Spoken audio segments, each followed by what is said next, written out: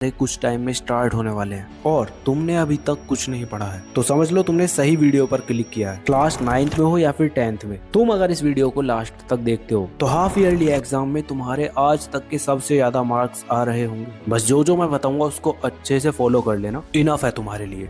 सो hi everyone, last days के plan की। और हाँ, ये प्लान कोई बोरिंग टाइम टेबल नहीं है, ये पूरा कंप्लीटेड टेस्टेड स्ट्रेटजी है जो कि मैंने लास्ट ईयर क्लास 9 10th वालों को बताया था और इससे उनके मार्क्स लिटरली डबल हो गए थे। तो टोटल 4 स्टेप्स होने वाले हैं। स्टेप 1 में हम सबसे पहले सिलेबस की फील्डिंग सेट करेंगे, उसके बाद स्टेप 2 में LRR स्ट्रेटजी को देखेंगे और थर्ड में तुम्हें 80-20 रूल के बारे में पता चलेगा। और लास्ट सबसे इंपॉर्टेंट स्टेप है पावर पेज मेथड, जो कि तुम्हारे लास्ट टाइम के लिए सबसे ज्यादा इंपॉर्टेंट है। तो स्टार्टिंग करते हैं अपने सिलेबस की फील्डिंग सेट करने से। कैसे करोगे चलो बताता हूँ। तो सबसे पहले मुझे ये बताओ, तुम्हारे maths, science and social science तीनों सब्जेक्ट में कौन कौन से चैप्टर्स आ रहे हैं हाफ ईयरली एग्जाम के अंदर, कमेंट करके बताओ। अब एग्जाम्पल तुम्हारे 7 चैप्टर साइंस एंड मैथ से आ रहे हैं और 10 चैप्टर आ रहे हैं तुम्हारे सोशल साइंस से। तो टोटल तुम्हारे कितने चैप्टर हो गए? ये हो गए तुम्हारे 24 चैप्टर्स। अब तुम ये देखो तुम्हारे पास दिन कितने बचे हुए हैं हाफ ईयरली के लिए। जैसे एग्जाम्पल तुम्हारे पास 12 डेज है तो तुम एक दिन में 2 चैप्टर्स निपटा रहे होगे। ऐसे ही अगर 24 घंटे है ना, तो 24 घंटे के हिसाब से तुम एक चैप्टर 1 घंटे में कर रहे होगे। फील्डिंग सेट करने का मतलब यही था कि कितना टाइम तुम्हारे पास बचा है और कितने चैप्टर्स हैं, उनको देखते हुए तुम्हें अपनी प्रिपरेशन को करना है। और हाँ, टेंशन बिल्कुल भी मत लो। तुम्हें लग रहा होगा कि 1 घंटे में 1 चैप्टर हो जाएगा क्या? अरे हो जाएगा। मैं तुम्हें बताऊंगा भी आगे किस तरह से करना है तुम्हें चैप्टर्स को। बस बने रहो मेरे साथ। और अगर तुम्हें तुम्हारे चैप्टर्स नहीं पता ना कि कौन कौन से चैप्टर आ रहे हैं तुम्हारे हाफ ईयरली में, अपने टीचर से पूछ लो जाके। वो नहीं बता दे तो कोई तुम्हारा टॉपर दोस्त होगा, उससे पूछ लो।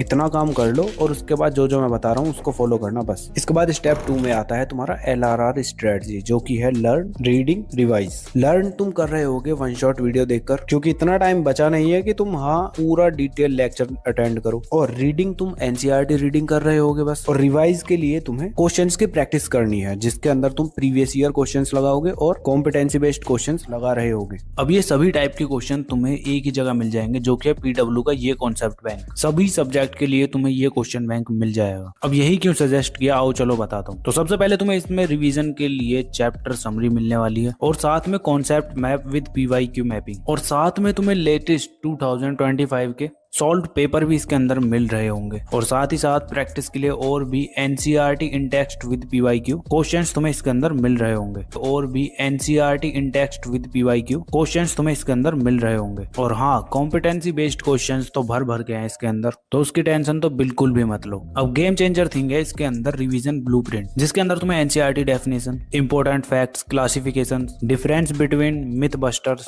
निमोनिक्स एंड इंपॉर्टेंट डेट्स, इतना कुछ तुम्हें इसके अंदर मिल रहा होगा।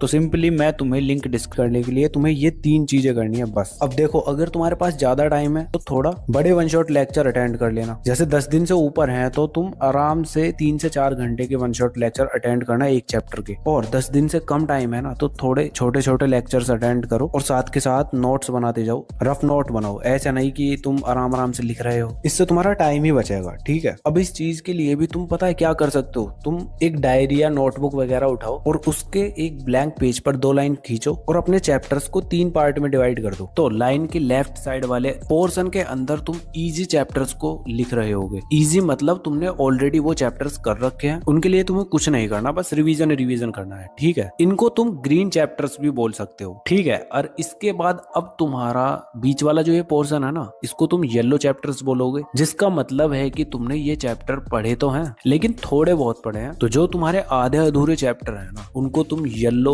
चैप्टर्स वाली कैटेगरी में लिख रहे होगे। ठीक है। अब लास्ट तुम्हारा राइट साइड वाला पोर्शन जो होगा, इसके अंदर तुम हार्ड चैप्टर्स को लिख रहे होगे, जो तुमने अभी तक पढ़े ही नहीं है। और सबसे ज्यादा टाइम तुम्हें इन्हीं चैप्टर्स को देना है, क्योंकि इजी चैप्टर तुम्हें ऑलरेडी पता है, पहले पढ़ ही रखे हैं। और जो तुम्हारे मॉडरेट चैप्टर हैं, येलो चैप्टर्स, उनको तुमने थोड़ा बहुत पढ़ा हुआ है, थोड़ा बहुत रह गया, तो उनको भी तुम जल्दी कवर कर लोगे। बच जाते हैं हार्ड, तो हार्ड वालों को तुम्हें ज्यादा टाइम देना है। ठीक है। अब ये मैंने 3 पार्ट में डिवाइड करने वाला रूल क्यों बता दिया तुम्हें, ये इसलिए बताया क्योंकि बहुत सारे बच्चे ऐसे हैं जिन्होंने जिन्होंने थोड़ा बहुत पढ़ रखा है। जिसने कुछ भी नहीं पढ़ा ना, उसको तो सिंपली यही स्ट्रेटजी फॉलो करनी है, जो है उसकी लर्न, रीडिंग एंड रिवाइज। बाकी ये जो 3 कैटेगरी में डिवाइड किया गया है, उसके लिए कैसे पढ़ना है वो भी बताता हूँ। चलो तो देखो, सबसे पहले आता है तुम्हारा ग्रीन चैप्टर्स। तो ग्रीन चैप्टर्स को कंप्लीट करने के लिए तुम्हें सबसे पहले अपने नोट्स उठाने हैं और उनको 5 से 10 मिनट के अंदर रिवाइज कर लेना है। सिंपली तुम्हारा चैप्टर कंप्लीट। और अगर कुछ समझ नहीं आ रहा तो यूट्यूब पर जाओ, 20 से 25 मिनट की वीडियो यूट्यूब पर देख लो उस चैप्टर की, क्योंकि वो तुम्हारी रिवीजन वीडियो होगी और तुम्हें सब चीजें दोबारा से रिवाइज हो जाएंगी। सिंपल, ठीक है। ग्रीन चैप्टर तुम्हें इस तरह से करना है। अब तुम्हारे आते हैं येलो चैप्टर्स। इनको करने के लिए तुम्हें सबसे पहले टॉपिक्स देखने हैं, कौन कौन से टॉपिक्स तुमने पढ़ रखे हैं। जो तुमने पढ़ रखे हैं ऑलरेडी, उनको तो तुम ऐसे ही रिवाइज कर लोगे नोट्स से या फिर यूट्यूब से देखकर। और जो तुमने टॉपिक्स नहीं पढ़े हैं ना उन चैप्टर के अंदर, डायरेक्ट तुम उनको यूट्यूब पर सर्च करोगे और उनकी डिटेल एक्सप्लेनेशन समझ रहे होगे और साथ के साथ नोट्स बना लोगे, रफ नोट। ठीक है, बस इतना ही करना है इसके लिए भी। और बच जाते हैं तुम्हारे रेड चैप्टर्स। रेड चैप्टर्स के लिए तो ऑलरेडी मैंने तुम्हें बता ही दिया है क्या करना था। 1 शॉट वीडियो,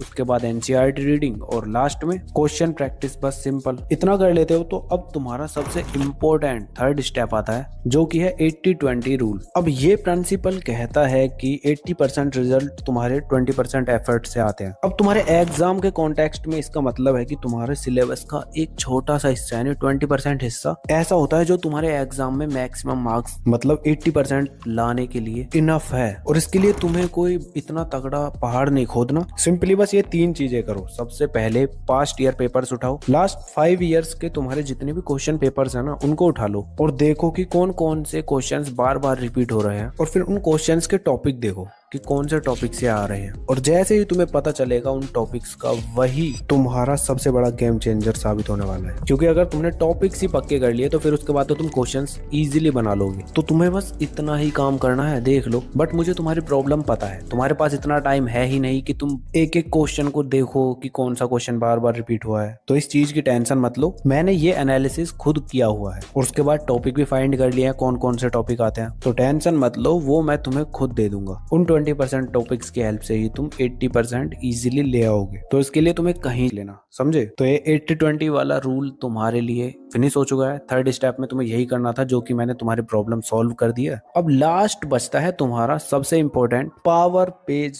मेथड। ये तुम्हारे एग्जाम के लास्ट टाइम के लिए सबसे बड़ा ब्रह्मास्त्र साबित होने वाला है। अब ये है क्या? ये सिंपली ये है कि तुम जैसे तुम्हारा एक सब्जेक्ट है साइंस, तो साइंस का केमिकल रिएक्शन चैप्टर है ना, उसके जितने भी इंपॉर्टेंट चीजें हैं उनको तुम A4 शीट पर एक पेज में उतार दोगे। बस सिंपली मतलब कि तुम्हें शॉर्ट नोट टाइप या फिर माइंड मैप टाइप कुछ बनाना है। अब एग्जांपल जैसे तुम्हारा मैथ्स आता है तो मैथ्स के सारे फॉर्मूला तुम एक पेज पर उतार दो। साइंस के अंदर तुम डायग्राम्स वगैरह बना सकते हो, कीवर्ड्स होते हैं उनको लिख लेना, इक्वेशंस लिख लो। ऐसे ही SST के अंदर तुम्हारे जो इवेंट्स एंड डेट्स होती हैं उनको लिख लो, मैप वगैरह हाईलाइट करना, ये सब। मतलब कि हर पेज पर एक चैप्टर तुम्हारा कंप्लीट होना चाहिए। इससे होगा ये कि तुम एग्जाम की एक रात पहले लेकर बैठो इस नोटबुक को और इन पावर पेजेस को पढ़ने के लिए बैठ जाओ। तुम्हारा रिवीजन भी अच्छे से होगा और टाइम भी सेव होगा। ठीक है, अब सोच के देखो, तुमने ये सब चीजें एकदम अच्छे से फॉलो की हैं। तुम्हें हाई वेटेज टॉपिक्स भी पता चल चुके हैं, सिलेबस की फील्डिंग कैसे सेट करनी है वो भी तुम्हें पता चल चुका है, और पावर पेजेस वाला फॉर्मूला भी तुम्हें पता चल चुका है। तो अब बस तुम्हें इसको फॉलो करना है अच्छे से। एग्जीक्यूशन बची है तुम्हारी, सही से कर लोगे ना तो मैं गारंटी लेता हूँ कि तुम अपने हाफ ईयरली एग्जाम को एकदम तगड़े कॉन्फिडेंस के साथ फोड़ करा रहे होगे। बाकी वीडियो पर अभी तक बने